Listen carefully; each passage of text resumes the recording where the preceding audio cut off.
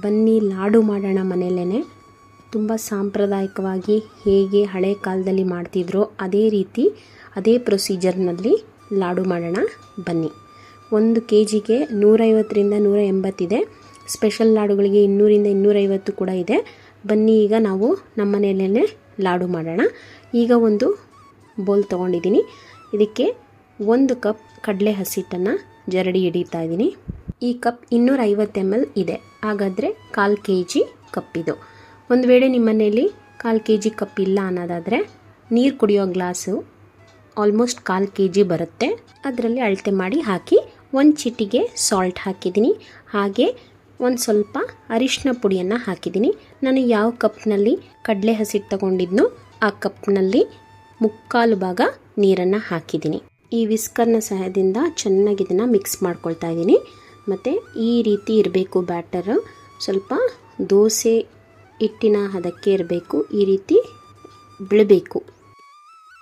ಈಗ ಈ ಬ್ಯಾಟರ್ನ ಒಂದು ಸೈಡಲ್ಲಿ ಇಡೋಣ. ನೆಕ್ಸ್ಟು ಒಂದು ಪ್ಯಾನ್ಗೆ ಎಣ್ಣೆ ಹಾಕಿ ಸ್ವಲ್ಪ ಬಿಸಿ ಆಗೋ ತನಕ ಅದನ್ನು ಬಿಡೋಣ.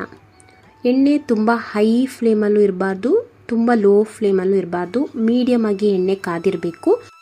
ಈ ರೀತಿ ಸೌಟನ್ನ ತಗೊಂಡು ಕ್ಲೀನಾಗಿ ಒರೆಸಿರಬೇಕು, ನೀರಿನ ಅಂಶ ಇರಬಾರ್ದು. ಇದ್ರ ಮೇಲ್ಗಡೆ ಸ್ವಲ್ಪ ಬ್ಯಾಟರ್ನ ಹಾಕಿ ಈ ರೀತಿ ಮಾಡಬೇಕು.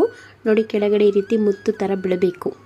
ಮತ್ತು ಇದು ಒಂದು ವೇಳೆ ಹೈ ಫ್ಲೇಮಲ್ಲಿ ಇದ್ದರೆ ತುಂಬ ಬೆಂದೋಗ್ಬಿಡುತ್ತೆ, ಮತ್ತು ಲೋ ಫ್ಲೇಮಲ್ಲಿದ್ದರೆ ಕೆಳಗಡೆ ಅಂಟ್ಕೊಂಡ್ಬಿಡುತ್ತೆ. ಅದರಿಂದ ಮೀಡಿಯಮ್ ಫ್ಲೇಮಲ್ಲಿಟ್ಟು ಇದನ್ನು ನಾವು ಈ ರೀತಿ ಮಾಡ್ಕೋಬೇಕು.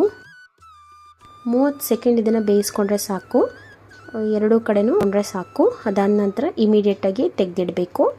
ಒಂದು ವೇಳೆ ನಾವೇನಾದ್ರೂ ಜಾಸ್ತಿ ಇದನ್ನು ಬೇಯಿಸೋಕೆ ಹೋದರೆ ಅಲ್ಲಿ ನಮಗೆ ಖಾರ ಬೂಂದಿ ಥರ ಆಗಿಬಿಡುತ್ತೆ. ಅದರಿಂದ ಇಮಿಡಿಯೇಟಾಗಿ ಇದನ್ನು ತೆಗೆದಿಡಬೇಕು. ನೆಕ್ಸ್ಟ್ ಬ್ಯಾಚ್ ಹಾಕುವಾಗ್ಲೂ ಎಣ್ಣೆ ಬಿಸಿಯಾಗಿರಬೇಕು. ಹಾಗೆ ಈ ತಗೊಂಡಿರುವಂತಹ ಸೌಟನ್ನು ಒಂದು ಸರಿ ತೊಳೆದು ನಂತರ ಬಟ್ಟೆಯಲ್ಲಿ ಅದನ್ನು ಒರೆಸಿ ಆ ನಂತರ ಇದೇ ರೀತಿ ಮತ್ತೆ ಪ್ರೊಸೀಜರ್ನ ಮಾಡಬೇಕು. ಇದನ್ನು ಮಾತ್ರ ಫಾಲೋ ಮಾಡಿ.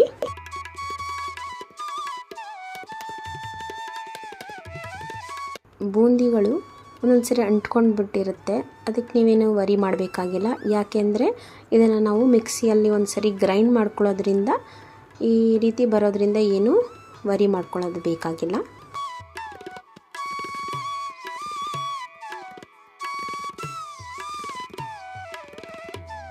ಈಗ ಎಲ್ಲ ಬೂಂದಿ ಕಾಳನ್ನ ರೆಡಿ ಮಾಡ್ಕೊಂಡಾಯಿತು.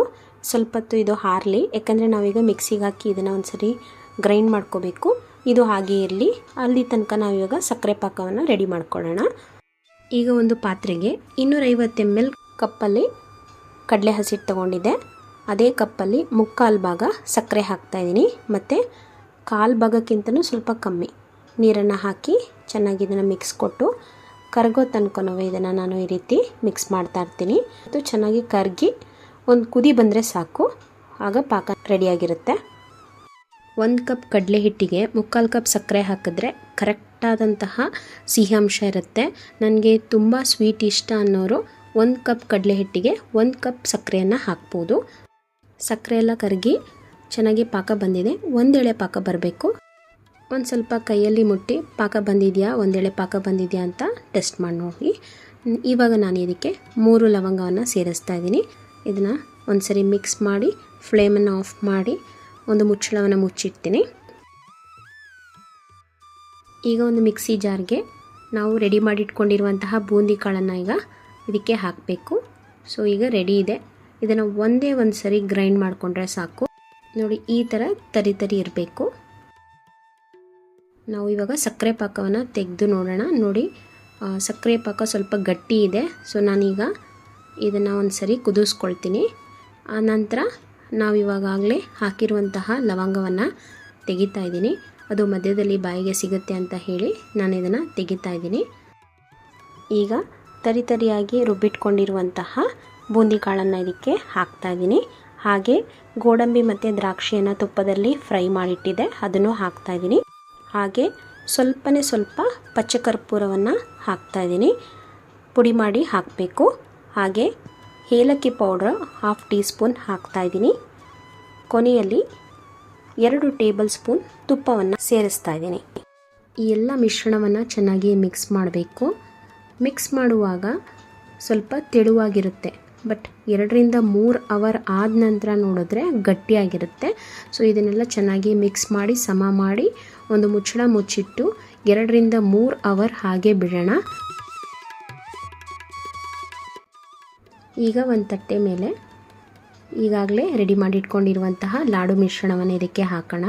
ಸೊ ಹಾಕಿ ಇದಕ್ಕೆ ಉಂಡೆ ಆಕಾರದಲ್ಲಿ ಶೇಪ್ ಕೊಡಬೇಕು. 1/4 kg ಕಡಲೆ ಹಸಿಟ್ಟಿಗೆ ಮೀಡಿಯಮ್ ಸೈಜ್ 15 ಲಾಡುಗಳು ಬಂತು.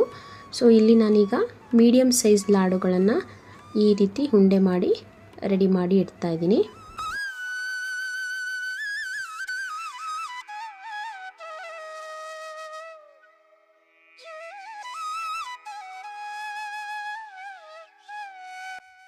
ನೋಡಿ ಎಷ್ಟು ಚೆನ್ನಾಗಿದೆ ಅಲ್ವಾ ಲಾಡುಗಳು. ನೋಡ್ಲಿಕ್ಕೆ ಮಾತ್ರ ಚೆನ್ನಾಗಿರಲಿಲ್ಲ, ಈವನ್ ತಿನ್ನುವಾಗಲೂ ಅಷ್ಟೇ ತುಂಬ ಟೇಸ್ಟಿಯಾಗಿತ್ತು. ಇದಕ್ಕೆ ತುಂಬ ಟೇಸ್ಟ್ ಕೊಡುವಂಥದ್ದೇ ಪಚ್ಚೆ ಕರ್ಪೂರ. ಪಚ್ಚೆ ಕರ್ಪೂರವನ್ನು ಮಿಸ್ ಮಾಡಬಾರ್ದು. ಎಲ್ಲ ದಿನಸಿ ಅಂಗಡಿಗಳಲ್ಲೂ ಕೂಡ ಸಿಗುತ್ತೆ ಪಚ್ಚೆ ಕರ್ಪೂರ. ಹಾಗೆ ಜಾಸ್ತಿನೂ ಹಾಕಬಾರ್ದು, ಜಾಸ್ತಿ ಹಾಕಿಬಿಟ್ರೆ ಕಹಿ ಆಗಿಬಿಡುತ್ತೆ. ಅದರಿಂದ ಸ್ವಲ್ಪ ತೆಗೆದು ಹಾಕಬೇಕು. ಮತ್ತು ಹಾಗೆ ಹಾಕಿದ್ರೂ ಕೂಡ ಅದು ಕರಗಲ್ಲ. ಪುಡಿ ಮಾಡಿನೇ ಅದನ್ನು ಕೈಯಲ್ಲಿ ಪುಡಿ ಮಾಡಿನೇ ಹಾಕಬೇಕು.